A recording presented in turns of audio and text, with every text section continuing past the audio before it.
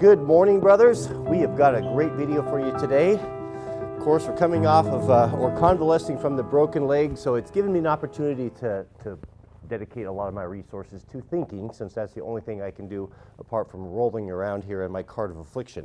So I'm very excited. So I got to thinking, as setting up the shop, what are the things that are most important? What do we need to look at first? What is it that I'm lacking? And it dawned on me as I was going through and overhauling my 300, I don't have a way to wash parts that's very good. Yes, I have a pressure washer, which is fine, but it's kind of a process to hook up, and using it in the wintertime is a real bummer because then it needs to be winterized for fear of freezing. So every time you want to use it, you got to blow it out. It's kind of a process, so you just end up not doing it and trying to make do with aerosol cans and everything. So what do I need? What is the solution to this? A non-freezing option to clean parts effectively. The old school solvent tank. So of course, like most people, I go to Harbor Freight and I look at it. You know, in my mind, here's my thought process with Harbor Freight. I don't have anything against it. I've got tools in here that I've bought, but nothing I've ever bought there have I really enjoyed or is really special to me. You know, spring compressors, you know, specialty tools.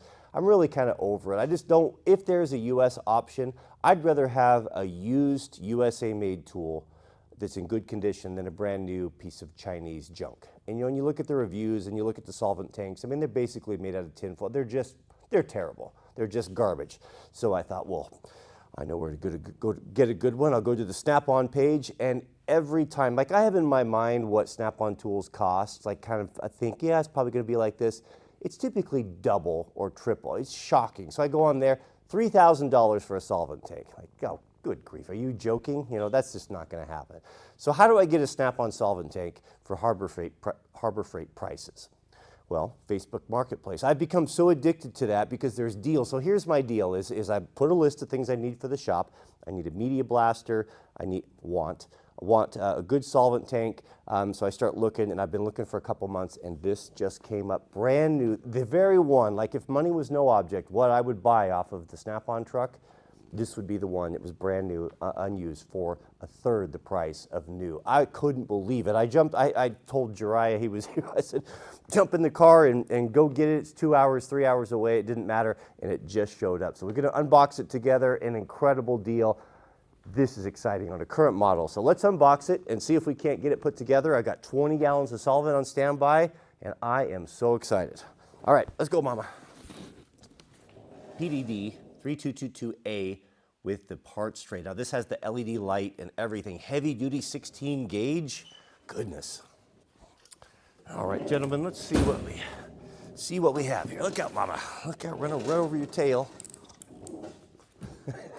I ran over her tail yesterday and she gives a wide berth now.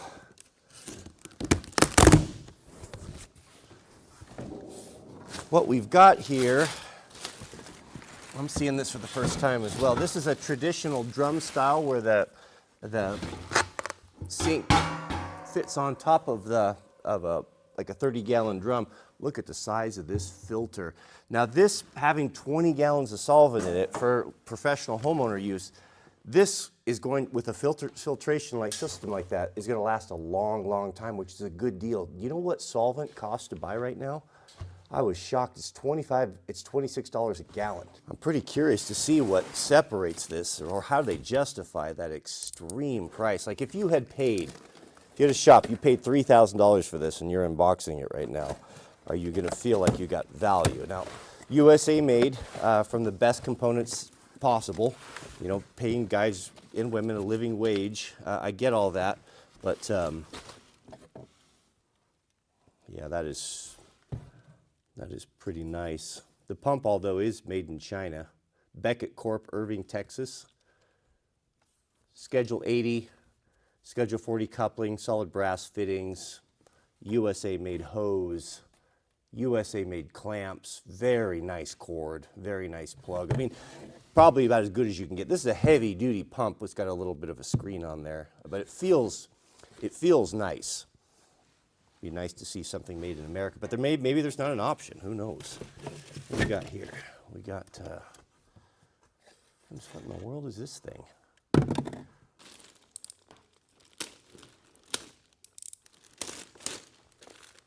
Here in the bottom, we've got this welded ring with these retainers, kind of like a Christmas tree stand.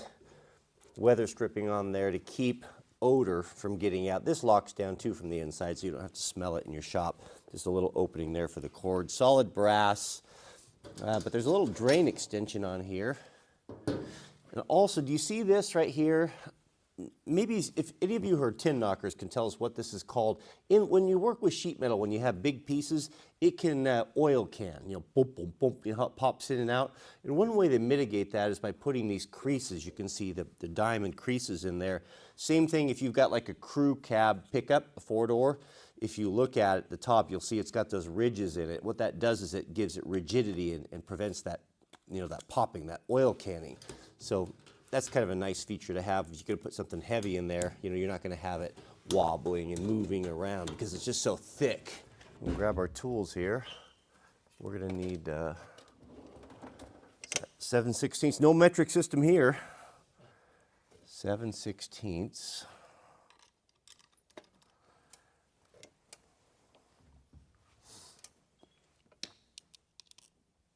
A wrench.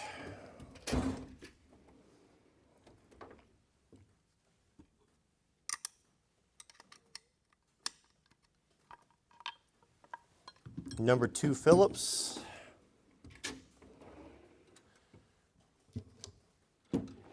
And, well, we need something for that pipe clamp there, probably 1/4 inch. Little guy.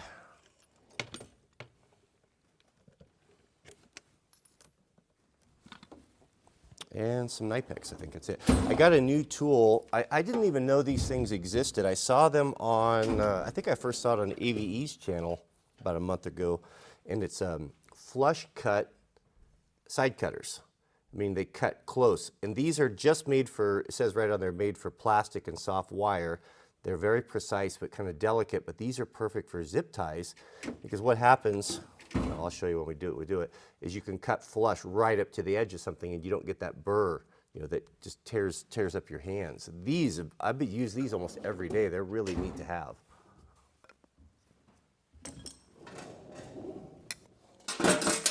Well, here's what I mean about those flush cuts. You see these zip ties here. I don't know why Snap-on, the guys there, why they're not using flush cut pliers, but see that tab sticks up, that's sharp. If you reach your hand into something, that will cut you to the bone. And these here, when you get into that, you can go right there to the edge and trim those. And now that's soft. There's no hard edge right there. They are quite excellent. And they've got really fine points on them, so you can get into just about anywhere. Working on this cart, I'm kind of wanting handholds everywhere. I feel like I'm on the space station where I need to pull myself around. 20 gallons, as I said here. Now solvent, why solvent over something else? Gasoline. It comes down to flash point. Solvent has a real high flash point. What that means is before you can ignite this, let's say with a Bic lighter, this needs to be up to 140 degrees. That's pretty common with solvents. That's what you want. Now diesel fuel might be an alternative. Diesel fuel flash point, is memory serves 125 to like 180 depending on the diesel, meaning it's got to be warm before it will really combust like that. Gasoline is like a -50 or -45, meaning it has a huge range where it will combust and operate. That's why it's so good in cold weather, because until it's 45 degrees below zero, it's volatile. So having a high flash point is a lot safer.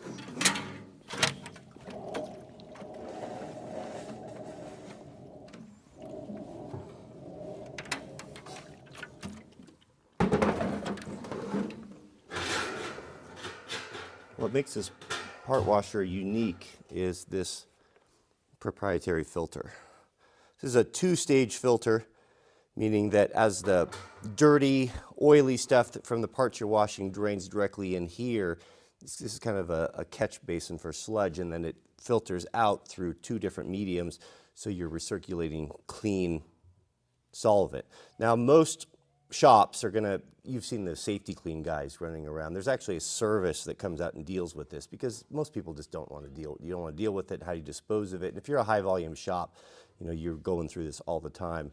This was brought to the market so that you can extend those. So you don't have to deal with that and just don't have another expense. The filters are expensive to replace them. But as I said, a small shop or professional homeowner, that's not going to be a problem. With 20 gallons, I don't know, I mean, a decade probably, maybe longer before I'd have to change it. And even then I could probably just change the filter. Get me crutches here.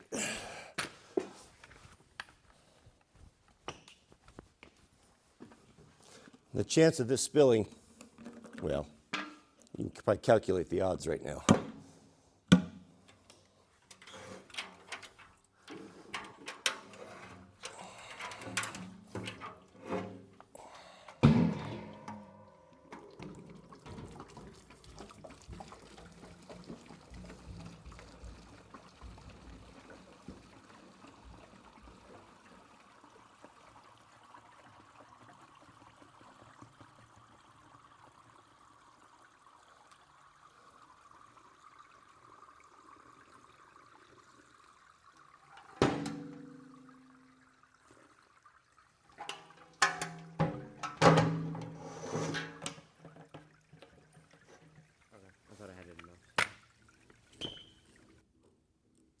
Loosen it all the way, because it gets wider at the bottom as it goes over that brass.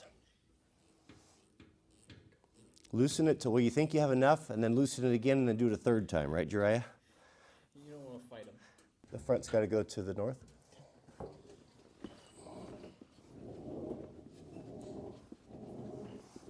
Okay, up. I'm going to close it. Okay. Is it hooked? Up. Can you guys hold it? Yep. There you go. And then you said this pump's got to go outside the filter. On the outside of the filter. Yep, it's outside the filter. Are we in the circle? Catching the backside here, 1 second. Want me to lift the hider? I think we're okay now. Yeah, that feels better. Tighten up our set screws. I don't know about you guys, but I am definitely feeling the fizz start to build here. Now we can install the mast. The mast has what we call a fusible link, which is a vital safety component of solvent tanks, the way they're designed. And that fusible link is right here. A fusible link is a piece of metal that is designed to fail at a very low temperature. And I don't know what it's set at, but let's say 200 degrees, this will melt.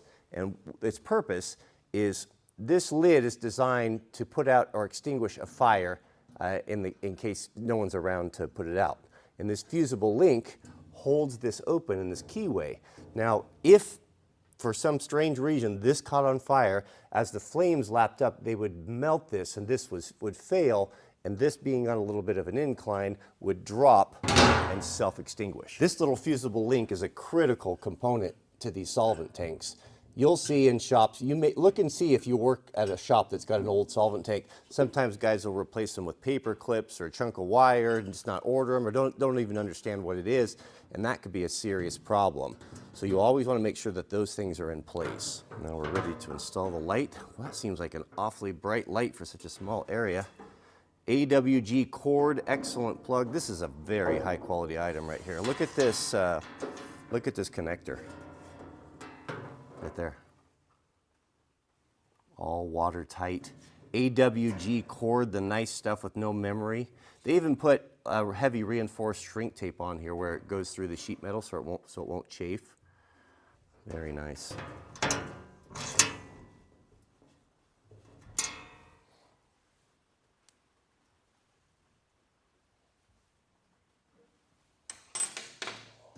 Metal box got a nice heavy duty switch there, 2 plugs on the back, one for the pump, one for the light, and then the master plug for the box. Goodness, we're ready to go. Let's do it. Valve open. Oh, that's a nice light. Really good flood.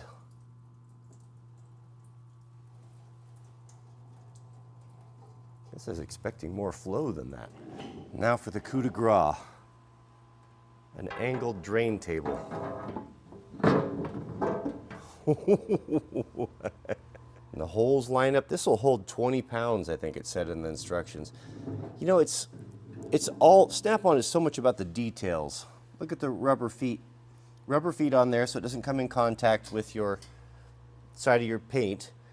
The hardware has a little nylon washer in there, so that stands off a little bit, I'm guessing.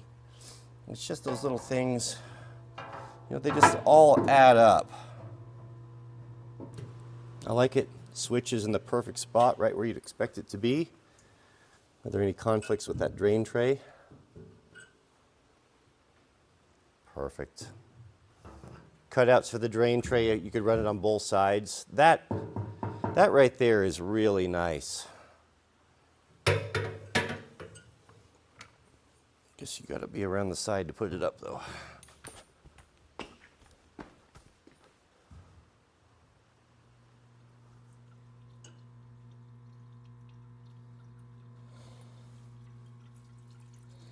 Run ads that deny climate science.